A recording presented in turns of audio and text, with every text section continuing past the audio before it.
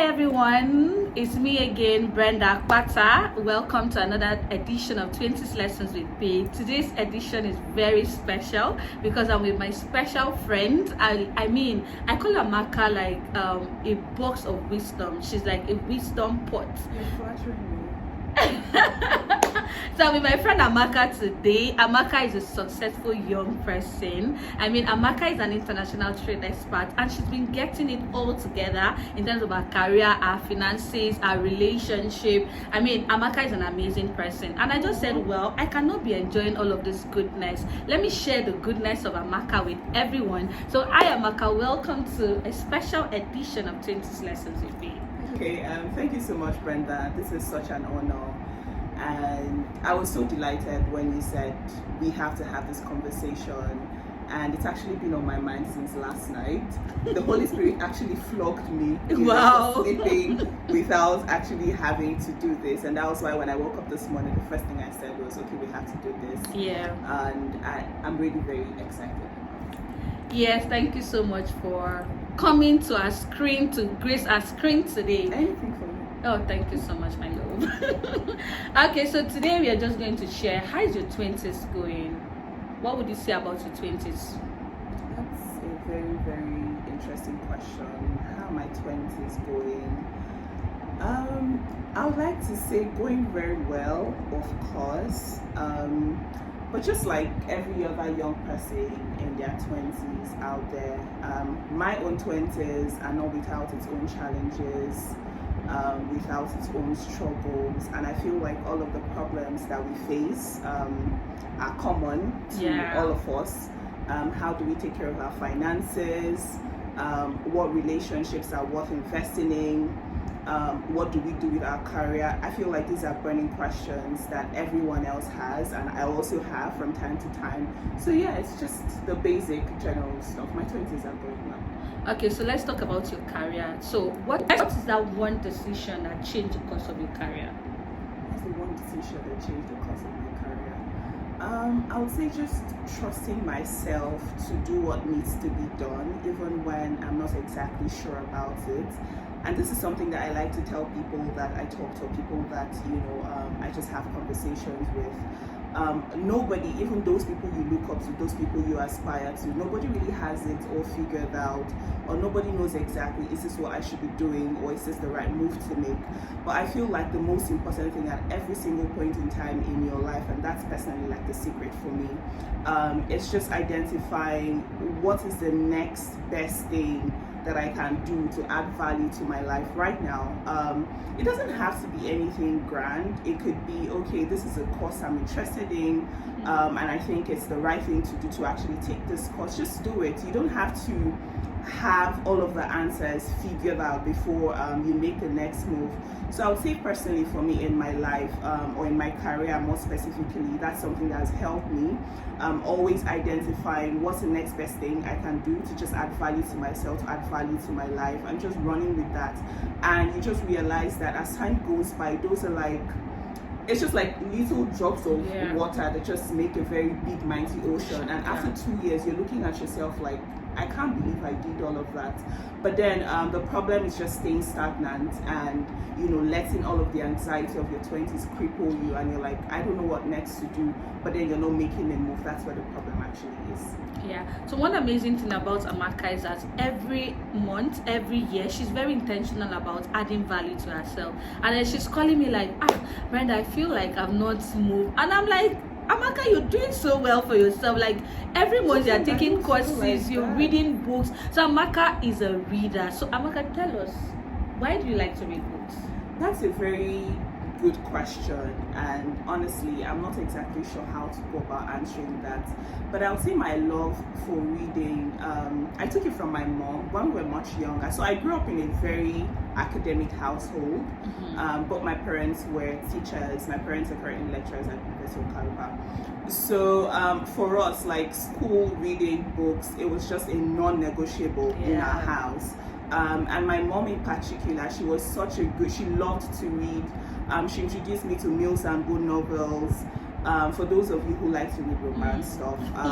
So I started to read all of those things when I was barely 10.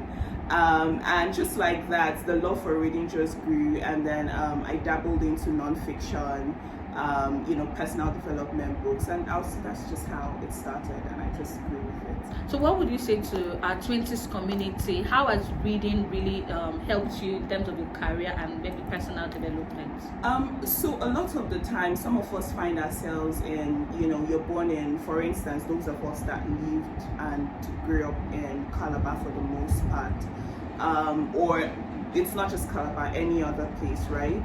You realize that if you do not make very conscious efforts, to try to seek knowledge outside of the environment where you are, you just realize that you find it very difficult to measure up, right? Sure. Not only with your peers, but with every other thing going on around you. So for me, I just saw reading as an avenue to develop myself, understand what's going on in other people's minds, because when I read books, depending on the kind of book it is, it feels like I'm literally being drawn into the writer's world.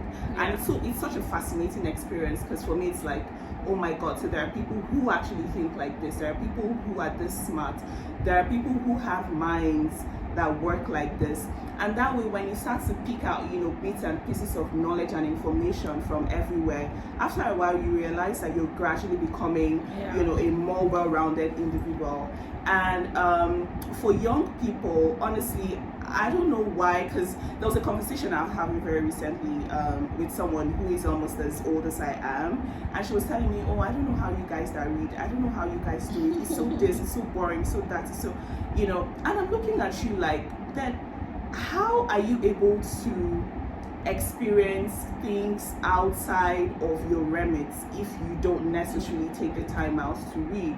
And I'm not talking about it from an academic standpoint, like you have to read so you be smart or whatnot, but I just feel like for you to fully experience the goodness that is life itself, you should be able to challenge yourself to not just stepping out of your comfort zone, but okay, how does the world work?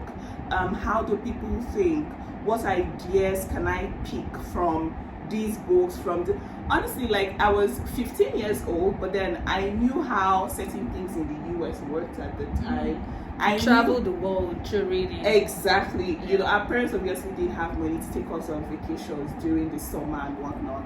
So for me, reading was like my only escape, and I'll definitely recommend. Yeah, thank you so much for sharing that.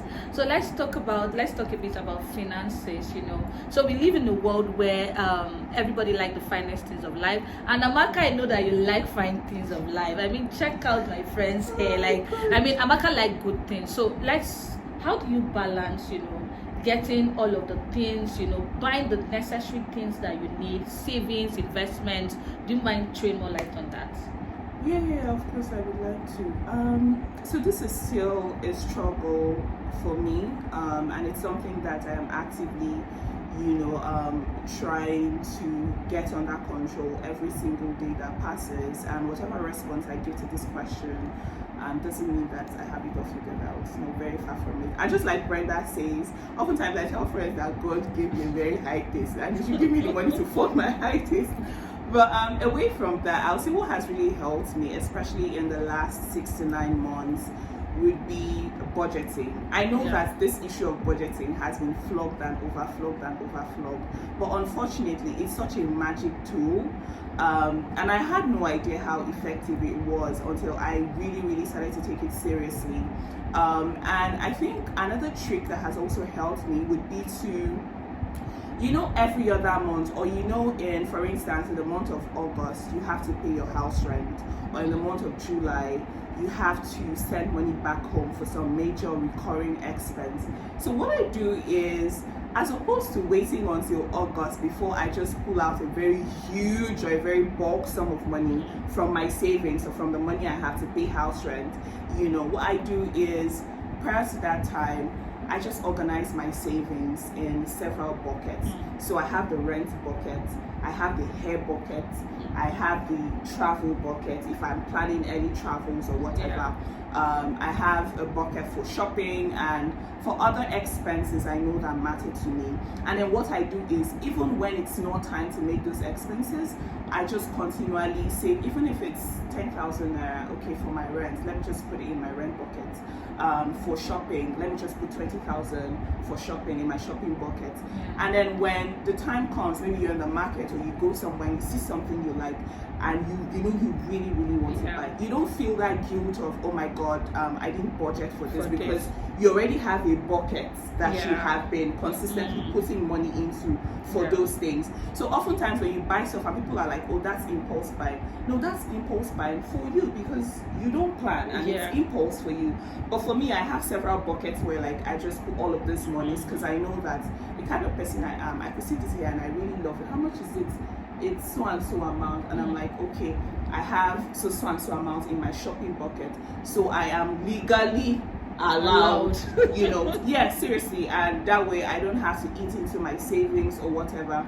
And then on the issue of budgeting I mentioned earlier, it's also something that's helped every month.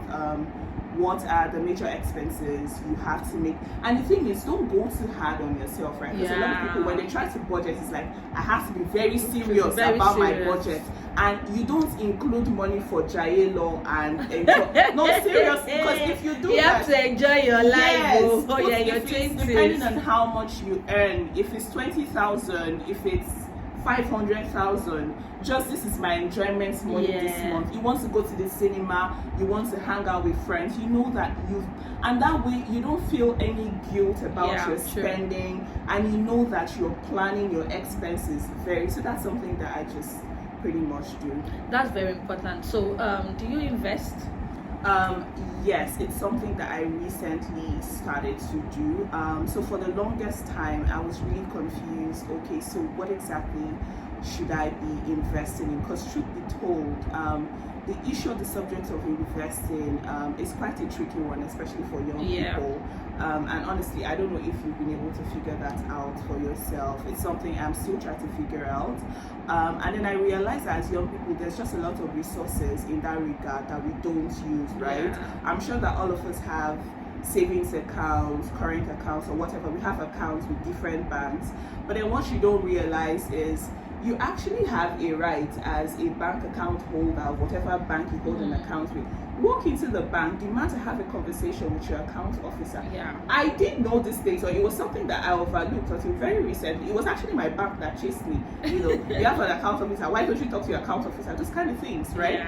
You know, I want to have a conversation with my account officer, talk to them about investing options, and they practically, it's like you're getting free lectures, you know, just for the fact that yes, this is my bank and I hold an account with this bank.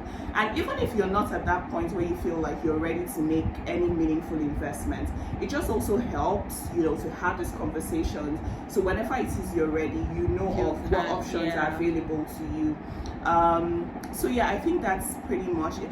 And also another thing I would also love to touch on is the fact that even if you're 20 or you're 18 or you're 19 or you're 35, I don't think anybody is too young to invest in real estate.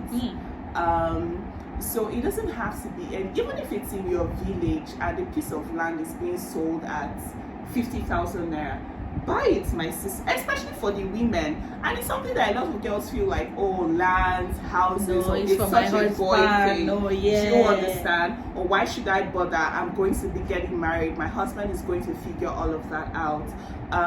But as a young person, and I'm particularly biased towards women, so I would say as a young woman, it's just very important that you start to think about these things.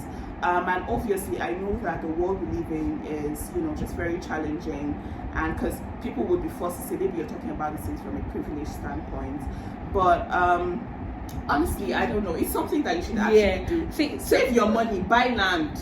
When I bought my first land, I remember money. I was looking at the money in my bank account, and then my mentor then was like, "You need to buy this land." And I'm looking at, so the piece of land was about 2 million naira, and then I had I'm buying that piece of land for 2 million naira, I'll be having about 19,000 in my account. As at the time I bought my first piece of land, and I was just looking, okay, so this man wants me to take this money to buy this piece of land. I don't even, and then I bought it.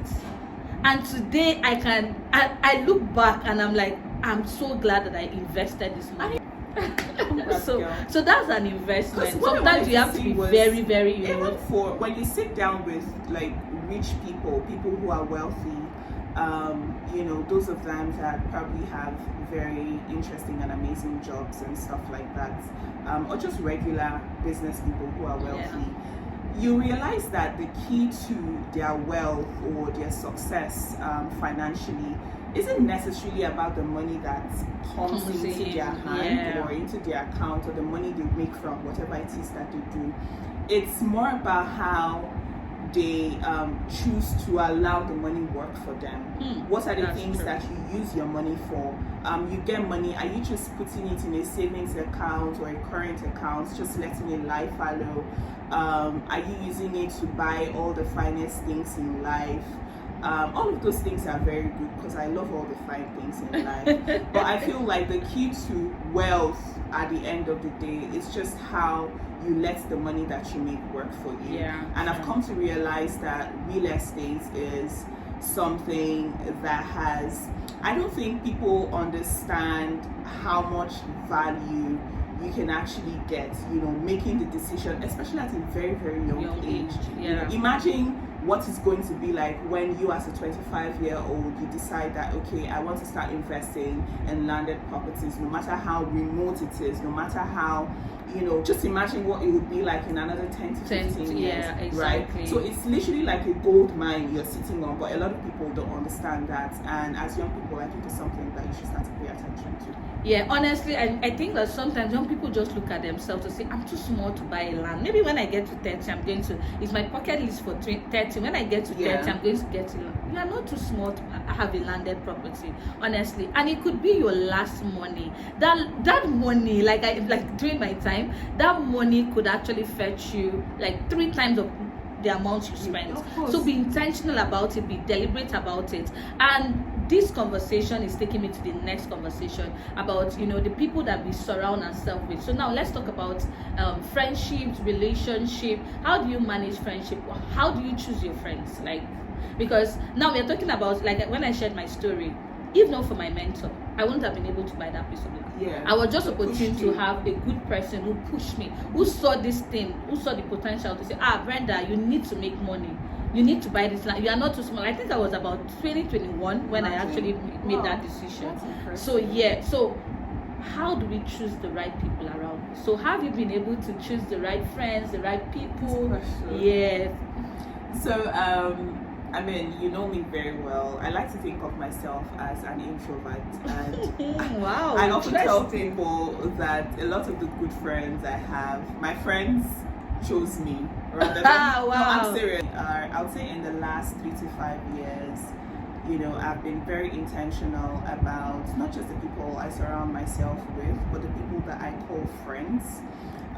So I know that a lot of people tend to fall for this mistake where every and anybody you meet is your friend. Oh, one of my friends. Oh, she's my friend. Oh, she's my friend. I think there was this book I was reading. Honestly, I can't remember, but it was a very long time ago. I can't remember what the name is or who wrote the book, but the author was talking about how it's so important to compartmentalize your relationships. So this is my friend. This is an acquaintance. This is my colleague. This is a church member, or this is my friend's friend. Exactly, right? That way, when you compartmentalize all of the relationships in your life in those different buckets, right, it then helps you to understand who or what relationships you should be pouring your energy into or focusing on. So for the people that I call friends, it's not like, I know everybody wants to be friends with, people who make you feel good, people who bring all the interesting vibe and all of that to your life. But I feel like for friendships, meaningful friendships, it should go way beyond that. Yeah. So for me, I practically just look out for, who is this person? Like, who is this person? What are your motivations? What drives you? So maybe I should just use a very short instance of my relationship with Brenda. So for the longest, we started to officially talk in 2017, and for the longest time, she was the whole social impact person in Calabar. And I used to follow her on social media, and a couple of other mutual acquaintances that we probably had.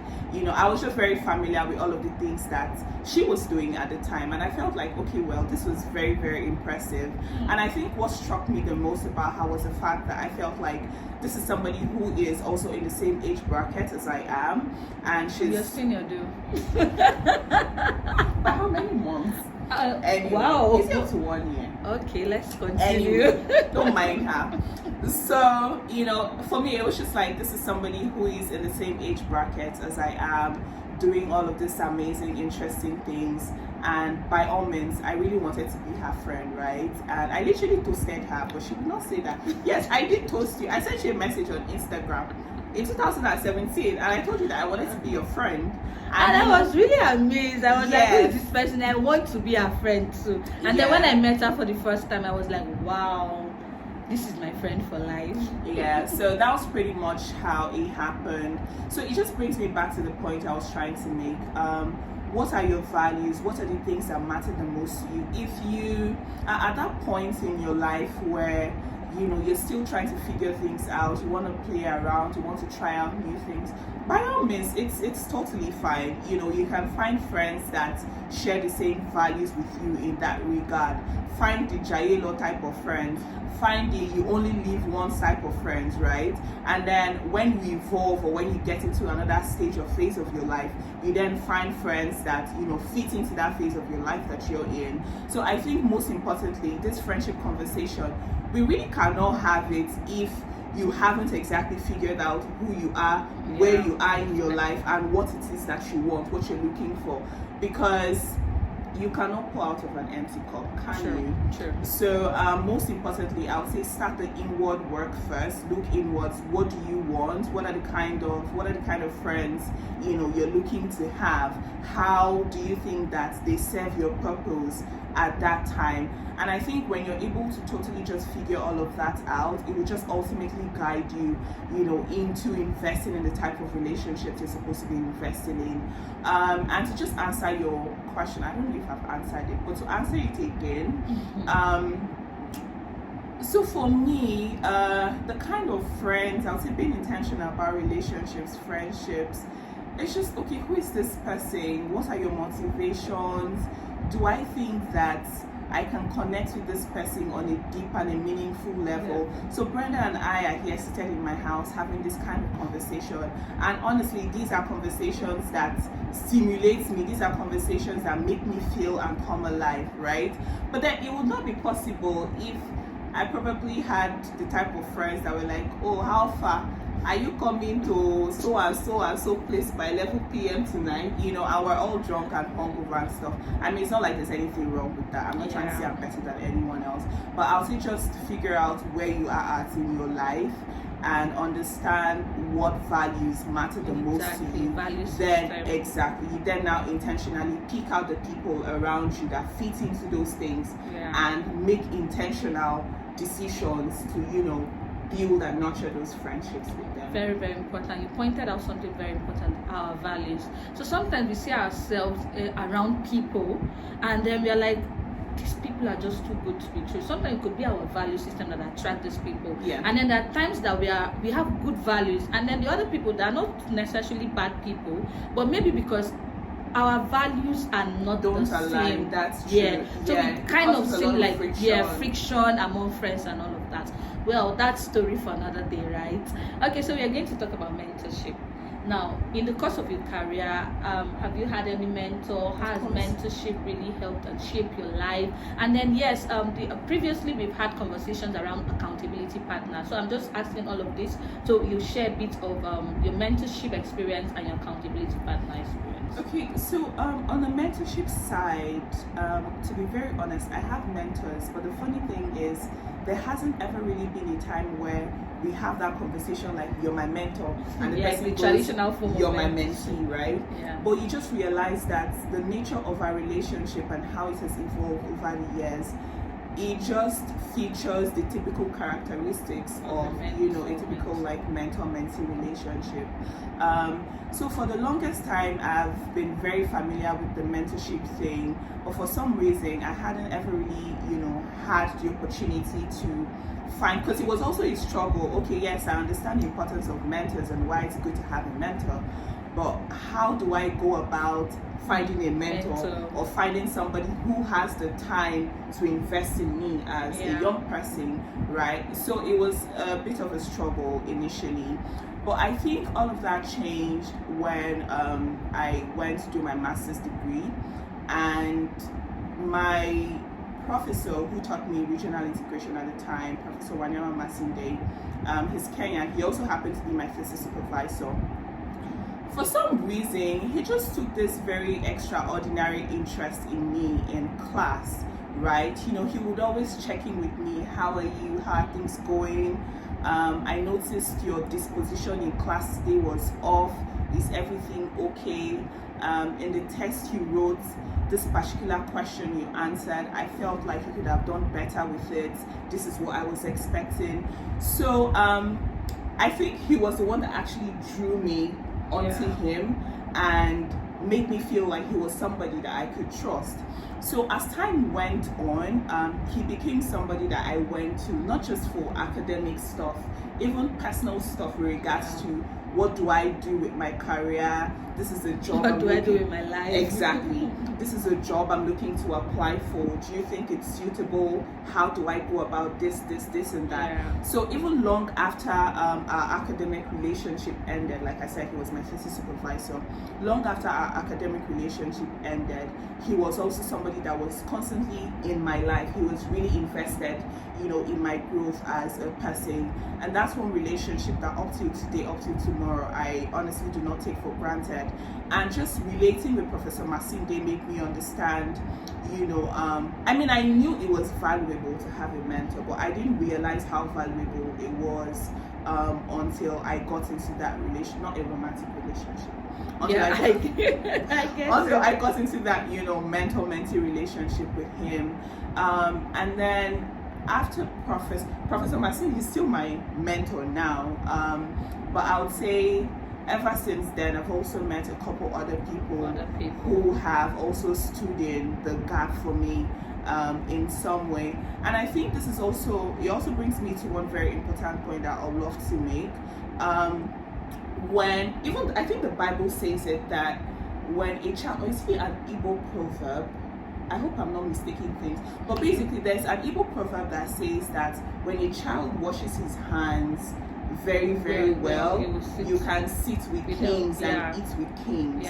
So when you do not present yourself in a way that makes these people think that you're worthy of their time and their effort,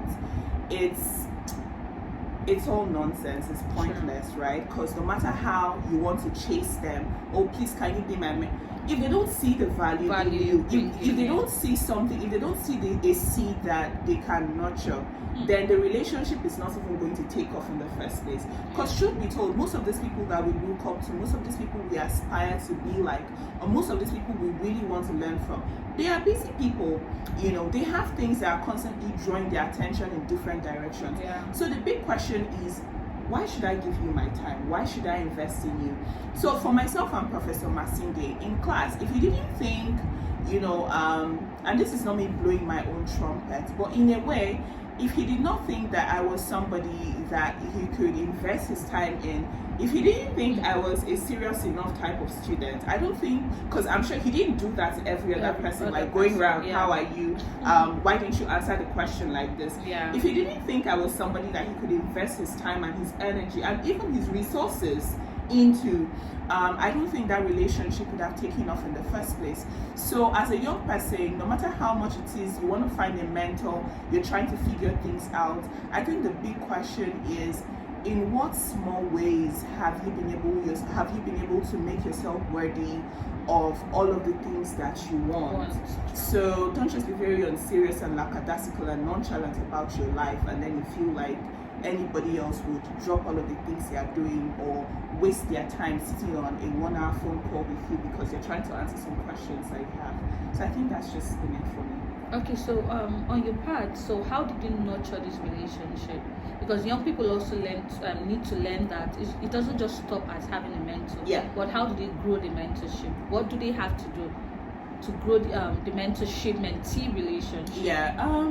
I'll say for me, what has really helped would also be, I know that as a young person, you're probably not in the position where you have all of the resources, maybe financial resources to say, oh, I want to buy this person this, I want to do that, or I want to do that. But I would say just genuinely showing an interest in they themselves and their affairs. And for us as young people, we're born with very different skills, right?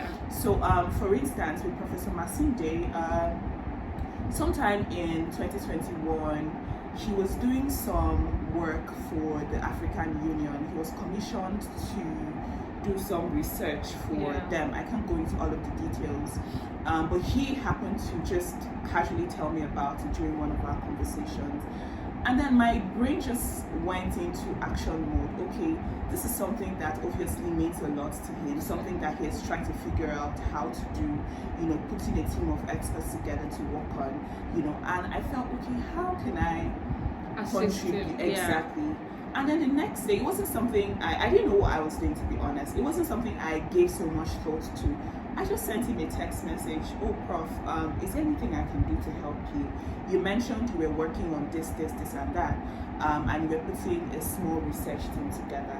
Would you mind if I came on your team and helped you? And he was so excited that I actually offered to do that, right? So you're born with different skills. If your mentor is a business person who probably runs a business or does whatever, and you feel like you have graphic design skills, okay, have you ever offered to do some free work for your mentor? Have you ever offered to say, okay, this is something I know I can help you with, this is something I know I can do for you?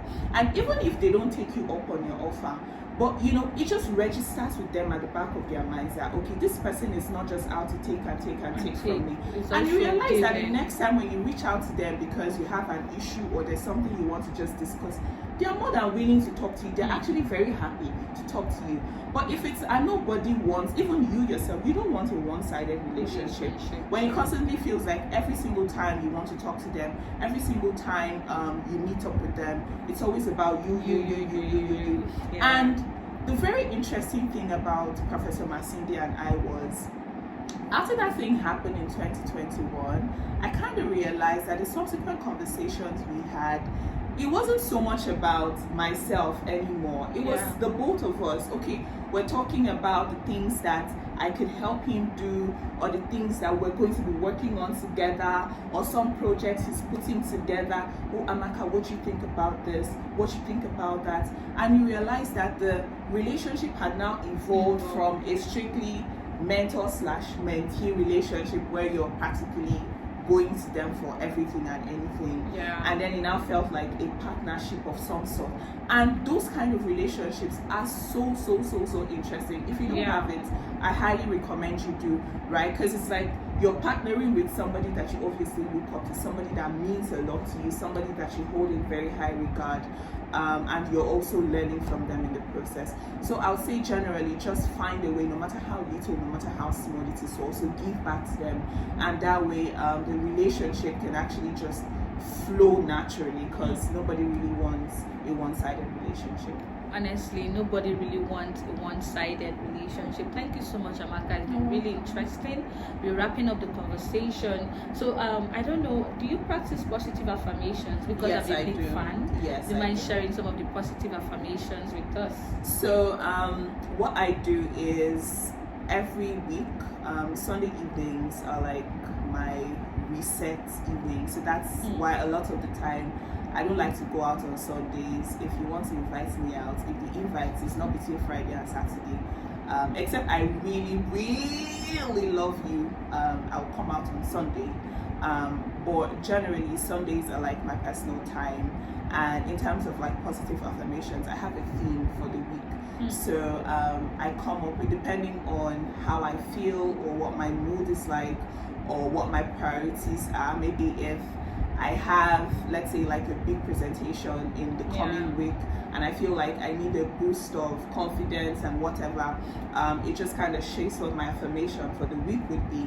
So I come up with my own personal affirmation. This is maybe I'm strong, I'm able to do whatever it is I set my mind to. It becomes like a mantra for me. So I write, let's say if it's week 58 of 2023, week 58, this is my mantra for the week. Wow. So before I start my day, because I journal a lot, once I open it's there, like I recite it to myself. I get to the office, it's something I just say to myself. And the thing is, I have it at the back of my mind. So even when I'm not saying it out, like verbally, like it's constantly like just, playing in my head, playing in my mind. So it has really helped me a lot. And then something else I would also say that helps would be like podcasts. So I listen to podcasts a lot, when I'm at the gym, when I'm driving, when I'm even just doing like household chores. But then let's specify what kind of podcast, because I did a lot of podcasts. Yes. Yeah, I'm talking about podcasts that just relate to like the positive information type of thing. Yeah.